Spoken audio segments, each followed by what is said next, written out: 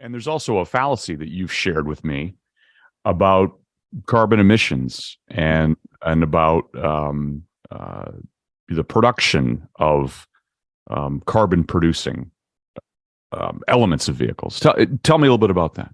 Yeah, Jason, man, this is the passion point to me is we need to be realistic about what we can and cannot do as an industry. I'm not an expert on every piece of this, but in totality, there's four major minerals that are needed to produce batteries, right? You have your nickel, your lithium, your manganese, and your cobalt. Okay, so that if you know that those are there, where are you going to get those minerals? The issue is approximately 80% of the entire process, all the way from the mining to the processing to the creation of anodes and cathodes to the creation of batteries, is owned by China. That 80%. The question is, do we want, as the U.S. industry, transportation industry, to be reliant upon China for our transportation? That's a big question that I think has to be answered. But on the other side of it is, what is the actual goal in battery electric vehicles? Because people keep talking about battery electric vehicles as the end goal, like we need to sell more. Is that true? Or is the goal to reduce carbon emissions? Well, Toyota and Mr. Toyota and Mr. Sato, my own personal belief, is our goal should be is to reduce carbon as fast as we can, every way we can, all the ways that we can, all the time. And if that's really the goal, then more BEVs is not the answer. And you're going to say, oh, well, why not? It has zero emissions. And I'm like, that's true. At an average price of $66,000, how many people can participate in purchasing that vehicle? Mm-hmm. Oh, well, right now we'd say it's probably about 6%. Why?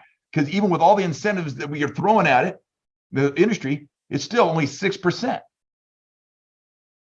So is the demand really there for larger than that? But maybe it's because people can't spend an average of $66,000. So with the amount of those materials, the four minerals, to be able to produce one battery electric vehicle, we could take that same amount of material and build 6 plug-in hybrids. Whoa, that's pretty cool. Because if you plug 6 plug-in hybrids at an average price of $50,000, you got more people who can participate. Interesting. That one EV, it eliminates about just under 4 tons of carbon emissions in a year. If you go over and you take the 6, it's about 21 tons. Well, it's pretty darn similar, 1 and 6, and more people can participate. But what's the amazing thing is this: if you take the same amount of materials to build that 1 or that 6, you could build 90 hybrids.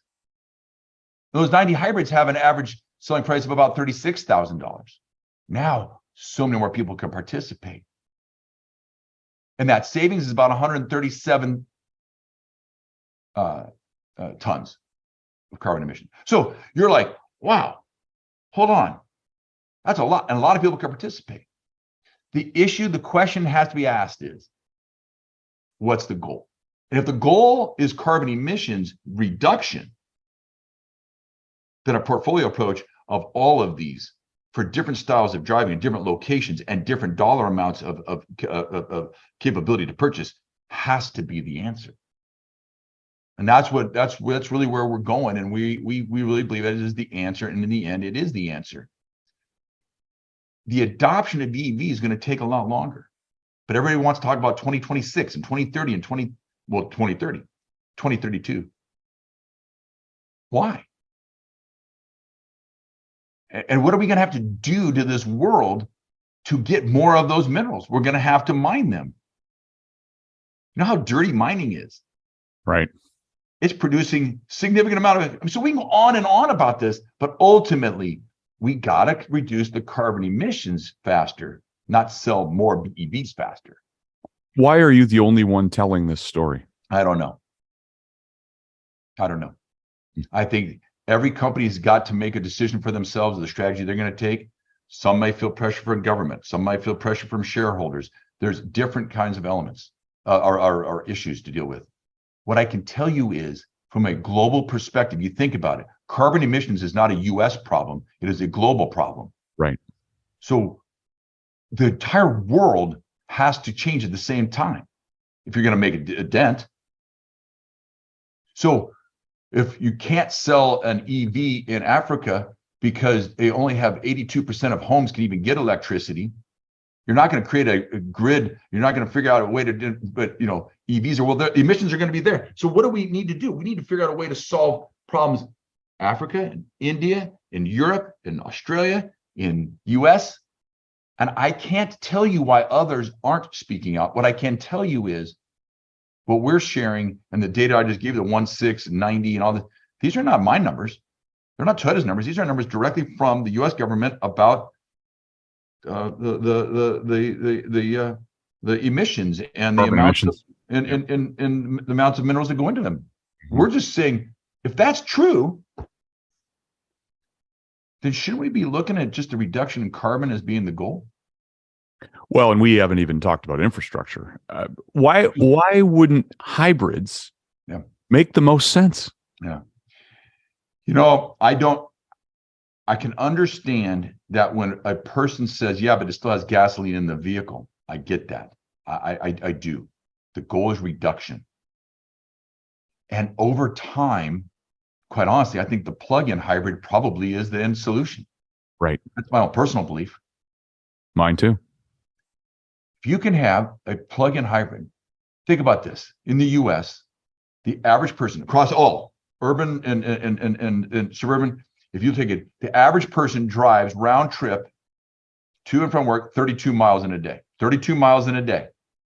Stop off at a grocery store, pick up a kid at school, maybe it's 40. So if you produced a plug-in hybrid that had 40 or more miles on a charge, your normal activity would allow you to not use any gasoline.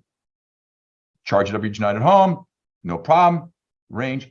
You want to go to your friend's house, grandma's house, you want to go on a trip, you can go, put the gasoline in the car, and now there's no range anxiety. There's the ability at any level to go anywhere you want. The charging is significantly less. You put all that together, plug-in hybrid becomes, and you're still using less of those minerals in long term and at a lower cost point so more people can participate. That to me is the answer. Why are more people not saying that? We can argue a lot about how much they've invested, or I'll let that be for the other companies.